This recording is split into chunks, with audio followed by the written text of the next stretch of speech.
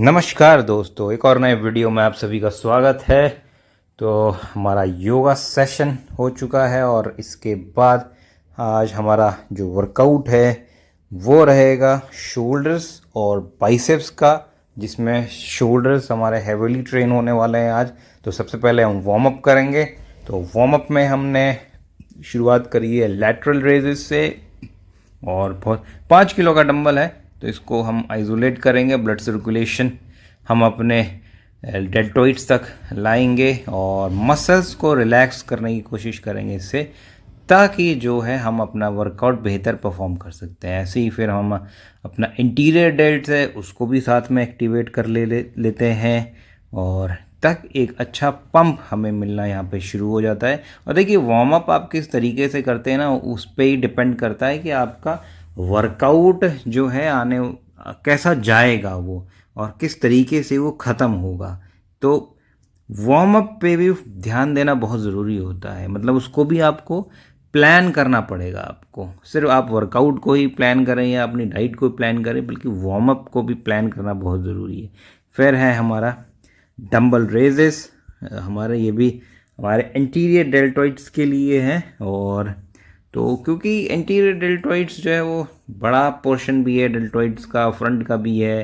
तो वैसे नॉर्मली देखा जाए तो हम चेस्ट हम करते हैं या और भी एक्सरसाइजेज करते हैं तो उसमें हमारा फ्रंट डेल्टोइड जो है वो ट्रेन हो ही जाता है। लेकिन वार्म अप अगर हम उसको बेहतर कर देना तो लोड बहुत अच्छा आ जाता है उसके अंदर।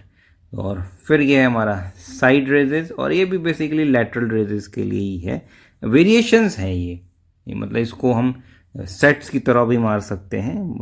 पहले कभी किया करता था मैं इसको सेट्स की तौर पे, अब नहीं करता क्योंकि अब मैंने थोड़ा चेंजेस ले आया, और जो चेंजेस मैं लेके आया हूँ वो मेरे को बहुत इफ़ेक्टिव लगे हैं। तो इसीलिए मैं उसी को मैंने आगे कंटिन्यू किया है। लेकिन यह है कि वार्म अप के लिए ये मुझे बहुत बढ़िया लगता है ये, है ना। तो चलिए एक्सरसाइज शुरू करते हैं अब हम अपना। तो फ्रंट हम अपना सबसे पहला हम अपना लैटरल रेजेस करेंगे। तो लैटरल रेजेस 10 किलो से हमने शुरू किया और 15 किलो तक हम यहाँ पे गए हैं।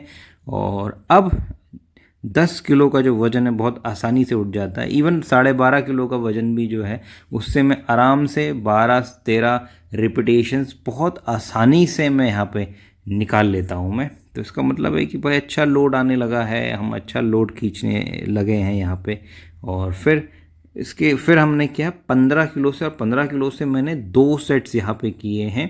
और अभी 15 किलो खैर थोड़ा हैवी लगता है, लेकिन यह है कि पार्शियल मूवमेंट्स भी, अगर आपके एंड के जो सेट्स हैं उसमें अगर आप पार्शियल मूवमेंट्स भी कर सकें ना तो वो भी बहुत बेनिफिशियल होता है। तो इसके बाद फिर हमारा है रेयर डेल्ट। तो रेयर डेल्ट एज यूजुअल हम क्या कहते हैं, हमारा जो बेंच है उसका सपोर्ट लेके हम इसको करते हैं, और उस पर एक अच्छा हमें ग्रोथ दिखता है। और फिर उसी पे हमने 4 सेट्स हमने उस पर किए थे, और फिर 3 सेट्स हम यहाँ पे मशीन पे करेंगे, पेक डेक पे हम करेंगे यहाँ पे। तो एक अच्छा जो है एक स्ट्रेच मिल जाता है हमारे जो बैक पोर्शन है हमारा डेल्टोइड्स का, या रेयर डेल्ट या पोस्टीरियर डेल्ट्स भी उसे हम कहते हैं। तो एक अच्छा वहाँ पे स्ट्रेच मिल जाता है, और वो जितना बेहतर तरीके से वो ग्रो होगा ना उतना बेहतर आपका डेल्टोइड्स नज़र आएगा। आपका आर्म्स का पूरा एक हिस्सा कंप्लीट होता है उससे। उसके बाद फिर हमने किया हमारा इंटीरियर डेल्ट्स।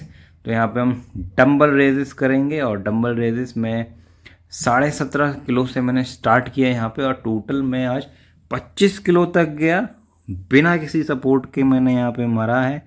तो ये मतलब अगर हम देखें इसको तो धीरे धीरे जो है समय के साथ हमारे उसमें एक ग्रोथ नज़र आ रही है। ग्रोथ सिर्फ इस बात से ही नहीं डिपेंड करता है कि हमारा मसल कैसे दिखने लगा है, किस तरीके से ग्रो कर रहा है, बल्कि इस बात से भी निर्भर करता है कि छोटे छोटे मसल पार्ट्स हैं, जैसे डेल्टोइड्स बहुत बड़ा पार्ट नहीं होता, छोटा पार्ट होता है, तो वो उस पर हम कितना लोड ले सकते हैं, तो उस पर भी बहुत कुछ निर्भर करता है। तो वही चीज़ हमने करी। अब जैसे ये 22.5 किलो का डंबल है तो ये बहुत स्मूथली मैं उठा ले रहा हूँ उसको, और 12-13 रिपीटेशंस इससे मैं निकाल पा रहा हूँ। तो इसका मतलब है कि भाई अब वो हमारे पास वो एक स्ट्रेंथ जो आनी चाहिए ताकि हम वज़न को अब हैवी वेट पर जा सके, वो हमारे पास आ रही है।